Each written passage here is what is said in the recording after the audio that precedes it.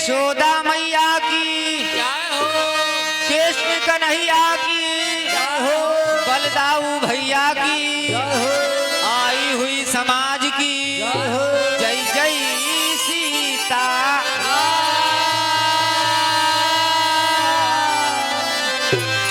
तो आइए एक लाइन में कहना, उसके बाद सीधे प्रसंग की ओर कहना क्या है। किसी कवि ने गजल का भाव दिया, वो मेरा खत पढ़ के हैरत है सबको, मेरा खत पढ़ के हैरत है सबको, और प्यार में हमने क्या लिख दिया है।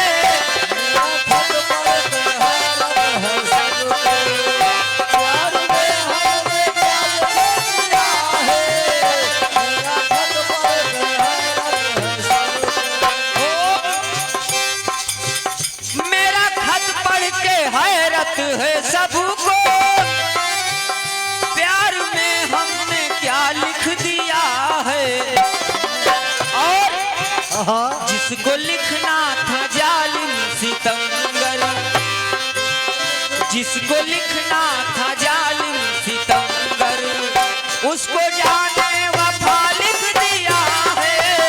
जिसको लिखना था जालिम सितमगर,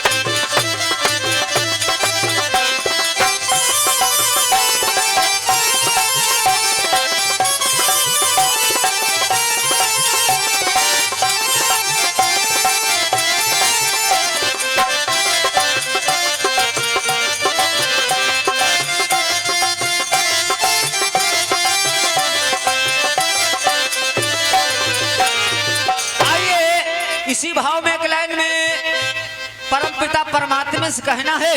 क्या कहना है।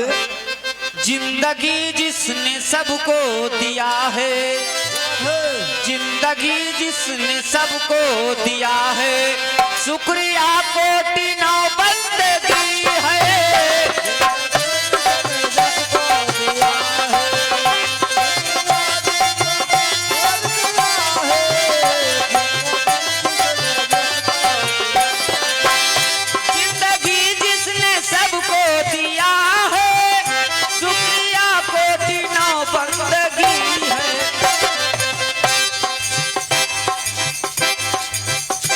मानव तो मिट्टी का खिलौना, ये शरीर एक मिट्टी का खिलौना है, कब बिखर जाए इसका कोई भरोसा नहीं है।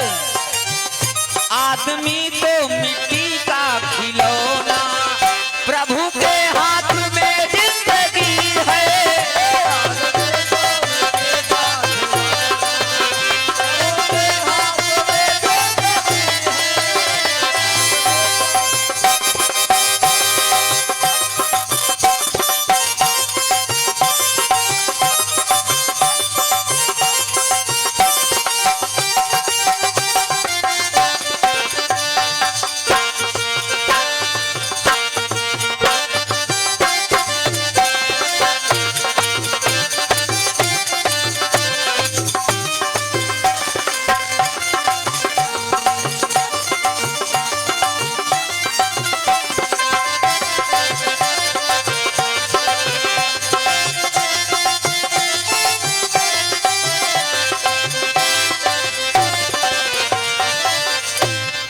तो आइए हमारे भैया जी के द्वारा आपने बड़ा रोचक प्रसंग सुना। भैया जी हमारे में बोल रहे थे आओ का। और उमेश भैया जी एक चीज गौर करना, प्रसंग हमने लगाया था कि एच और एछणी, वो एछणी ले जाकर सुधुम्मन को नारी बना देती। थोड़ा गौर किए होते कि वो क्यों उस जंगल में आए थे और क्या कर रहे थे, पता ही नहीं। और पुरवा का वध किया, बहुत दूर की कहानी। गाना सीरियल बाय सीरियल गाते, क्योंकि यदवन हुआ लड़के का जन्म हो रहा था, इसीलिए हमने इस पर प्रसंग रखा था। और आप को सोचना चाहिए था कि पुरवा का वध जो आपने किया एक ऋषि से, वो गलत है आपकी बात। और मैं बता रहा हूं, आप बता रहे हैं कि मेरे प्रसंग में आपने बोला, मेरे में नहीं बोला। जिस समय पुरवा उर्वशी को लेकर नैमिष जाता है और वहां पर यज्ञ हो रहा था, तो पुरवा ने कहा कि मैं उर्वशी को साथ में बैठाऊंगा। तो संत वहां के नाराज हुए। एक ऋषि नहीं था, पुरवा शिकार के लिए नहीं गया था, यज्ञ करने के लिए गया था उर्वशी को साथ लेकर। और जब उर्वशी को बैठाने से ऋषियों ने मना किया कि अप्सरा है, इसको हम यज्ञ में नहीं बैठाएंगे, तब पुरवा ने कहा सुन लो। तब ऋषि क्रोधित हुए और भैया ने कहा था कि हथियार कोई चीज का, हम हथियार आपको दिखा बता रहे हैं कि जन कुछ होते कुछ एक मुनि ने रहा, तमाम रहा हुआ है कुछ उखाड़ उखाड़ पुरवा कर वध कर दिया। ये लिखा है रामायण में, मारा नहीं गा। और आपने पुरवा को सीधे ना उर्वशी से विवाह करा ना कुछ करा, सीधे उसका वध कर दिया, पूरा वंश खत्म होगा। अब बताओ जब पुरवा का वध ही हो जाएगा, ये वंश कैसे आगे बढ़ेगा? लेकिन पुरवा कब, ये कब की बात है, जब पुरवा के पुत्र हुए, सब कुछ हुए, तब उर्वशी को ले जाता है। गाना गाओ, थोड़ा सत्संग करो, थोड़ा प्रयास करो, आओ का दूसरे के सहारे काम न चली। दूसरे के अंदर रह के गोली चला में थारे। देखिए कोई चीज भी गाओ, हम नहीं भैया कहे थे कि तुमका नहीं मिला है, लेकिन उनका थोड़ा सीरियल से गाओ कि जाके समझ में आवे। आओ का एक नेरे तेरे न बनी। और प्रसंग आपको गाना था, तो पुरवा का जन्म करा के आप उर्वशी से विवाह कराकर उससे पुत्र पैदा करते। डायरेक्ट आपने पुरवा को शिकार खेलने को भेजा और उसका वध कर दिया। और जहां पर पुरवा को ऋषियों ने मारा है, वो सबसे लास्ट की बात है। और उर्वशी के साथ में पुरवा गया था, वहां पर एक ऋषि नहीं कई ऋषियों ने मिलकर कुश का हथियार बनाकर पुरवा को मारा था।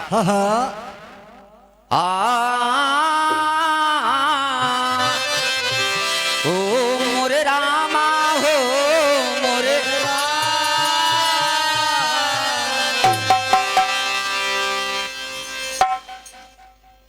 अब भैया जी ने वध किया। भैया जी ने हमारी जो रामायण में लिखा जितना हम बता रहे हैं आपको, क्योंकि उर्वशी के साथ पुरवा गया था, अंत की बात है। पुरवा के पुत्र भी उर्वशी से हो चुके थे, तब जाकर पुरवा गया था यज्ञ में। और वहां पर तमाम ऋषि थे, एक नहीं तमाम ऋषि थे। वहां पर उर्वशी को जब यज्ञ में बैठाने से ऋषियों ने मना किया, तो पुरवा ने कहा कि मैं बैठाऊंगा जरूर उर्वशी को। तब जाकर ऋषियों ने कुश का हथियार बनाकर पुरवा को मारा था। लेकिन उसमें ये लिखा हम मारा, ऋषियों ने मारा, लेकिन ये नहीं लिखा कि वध कर दिया। आओ का ओ मोरे रामा हो मोरे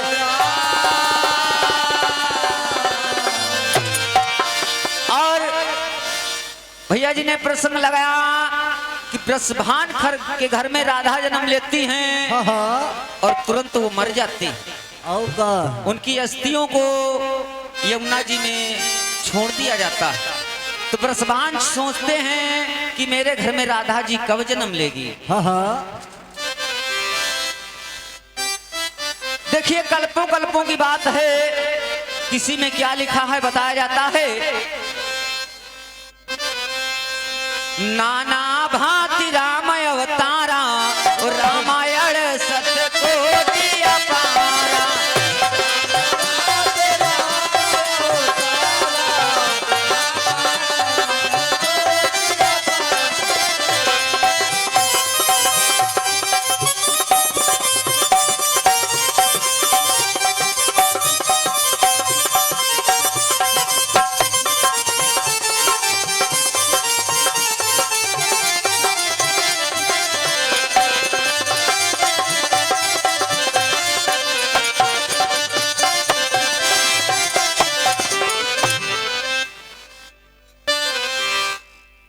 तो आइए,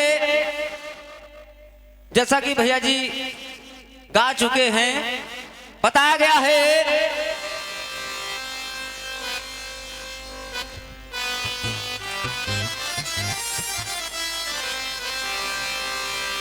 हाँ,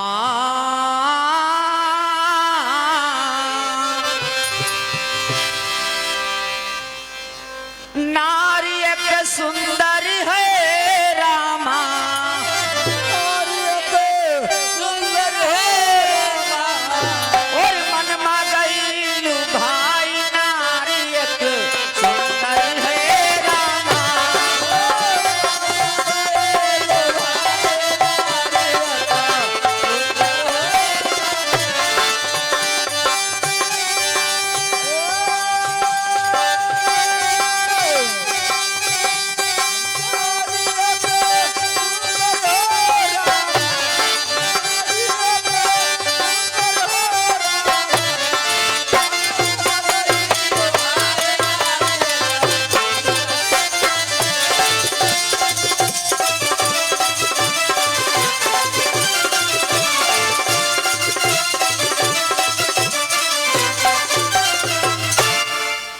बताया गया हाँ हाँ, कवि का भाव है कि जब सुधुम्मन नारी हुए, उसके बाद भगवान शंकर की कृपा से हाँ, बोले मैं तुम्हारा श्राप तो नहीं दूर कर सकता, लेकिन 6 महीने तुम नारी रहोगे, 6 महीने पुरुष। आओ का और जब वो नारी रहते थे तो महल से बाहर नहीं आते थे, और जब पुरुष हो जाते थे तो राजा बनकर विचरण करते थे। अरे वाह, हाँ, पुत्र पुरवा को लेकर और राजा महलन का आए, और घर घर बजे बधाऊ आज राजा घर, और अपनी नानी से तब भैया प्रगट तीन कुमार।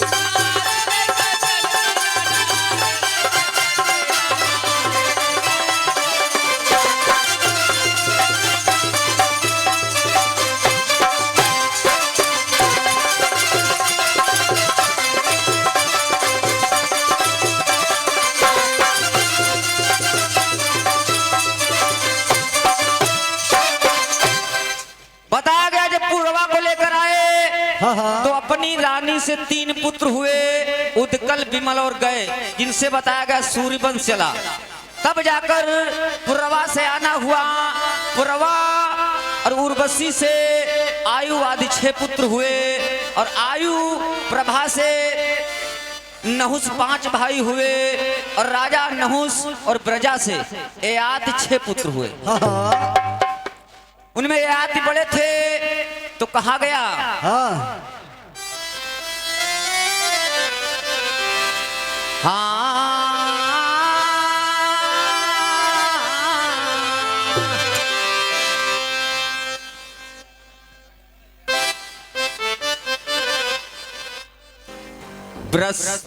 ब्रस पर भाकी सुता और शर्मिष्ठा नाम कहाई,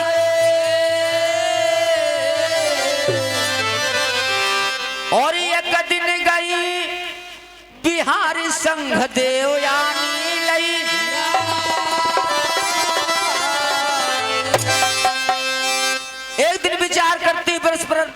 दानव की कन्या और साथ में गुरु शुक्राचार्य की कन्या जिसका नाम देवयानी, अरे वाह। दोनों साथ में जाती हैं नहाने के लिए। तू अस्तर छोरी धरो धरनी माँ कि सागर कूदो और आए झुंड मुन के भैया।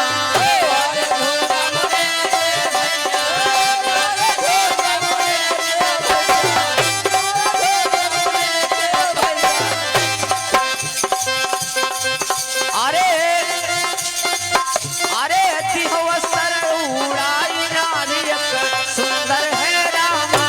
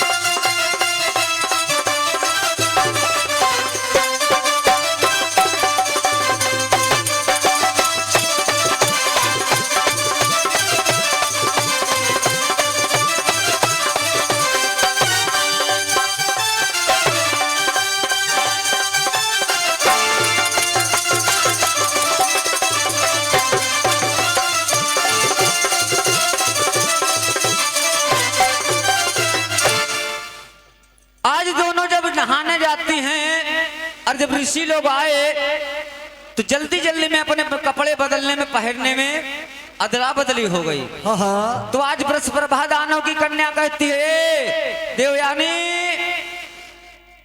तू शुक्राचार्य की लड़की है और मैं एक राजा की पुत्री हूँ। आओ का हाँ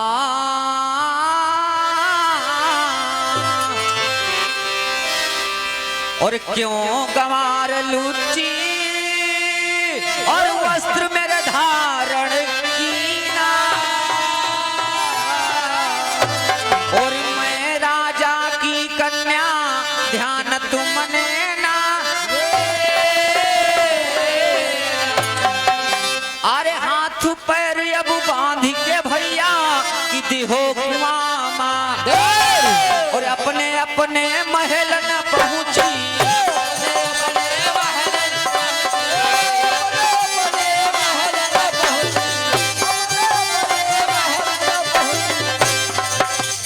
ओ मोरे रामा अरे मनमा करत विचार नारी एक सुंदर है रामा।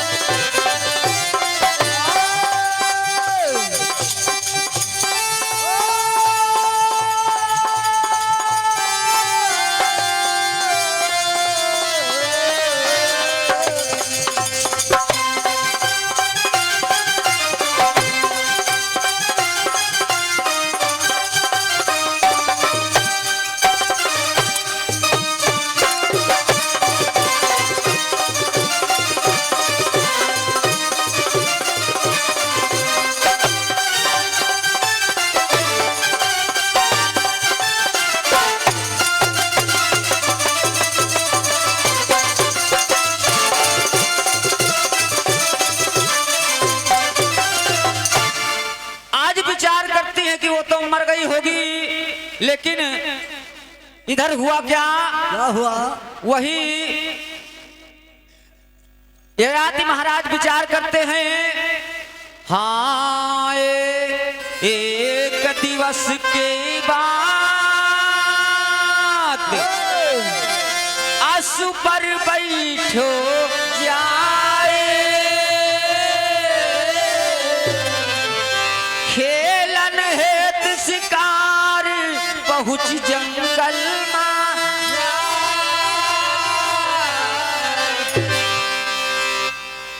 और लागी प्यास भूख के भैया मन मह करें विचार।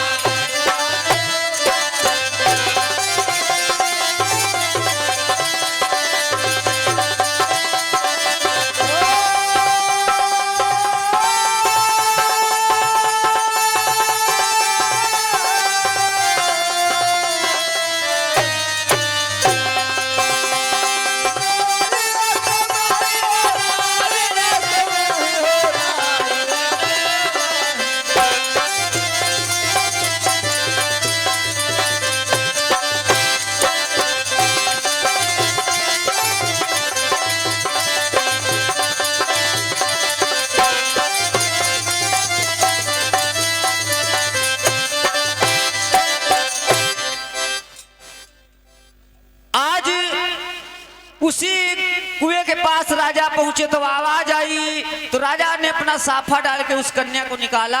अरे वाह। तो जब हाथ पकड़ निकालते हैं तो राजा से कहती कि मेरा विवाह आप कर लीजिए।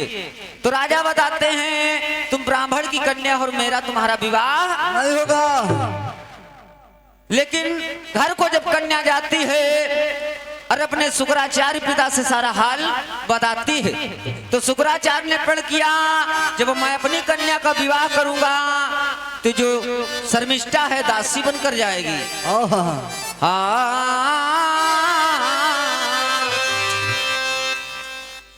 शुक्राचार्य महाराज और सुता की कीन सगाए और शर्मिष्ठा को संग दासी करी अरे करी के ब्याह भूख गर जाए मन मह करे विचार।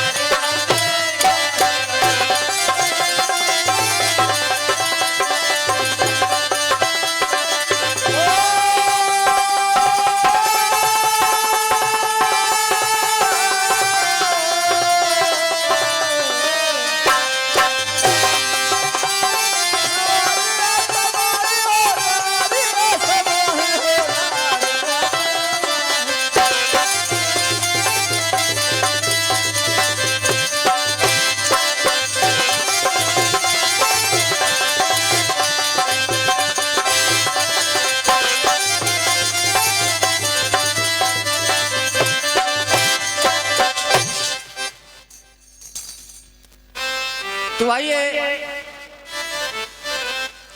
समय का बहाव है और कहना है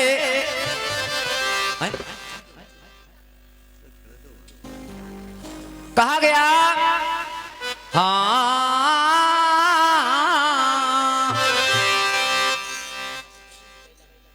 और हमारे सर्वेश भैया जी पहला मऊ निवासी हैं। राष्ट्रीय 101 रुपये का दान। बोले भक्त और भगवान की। देखिए कहा है समय का भाव और चलते चलते कहना है गलिन गलिन माँ फुका डोले तारे जुल्फियन तेलु कहीं कभी दैदा कहा की शर्म नहीं आई कहीं कभी दैदा।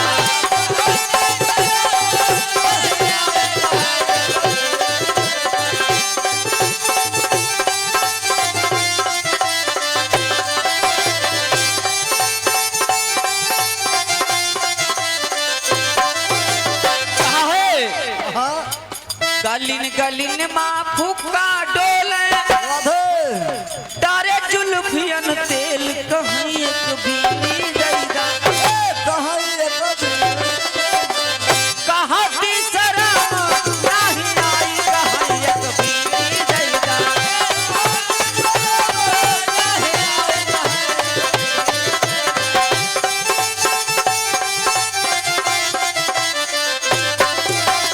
इसी भाव में कहना है गांव नगर में हल्ला होएगा अरे गई ले ललन हुआ चुराए रुकमणी महलन रुआवे नए नानी रे बहाए रुकमणी महलन रुआवे।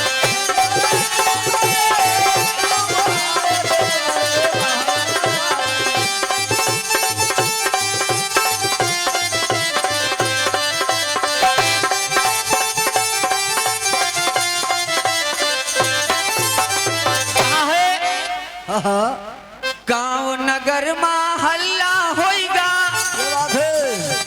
अरे गई ले ललन वा चोराई रुकमणी महलन राम रुक्मणी नयनन नीर बहाय रुकमणी महलन राम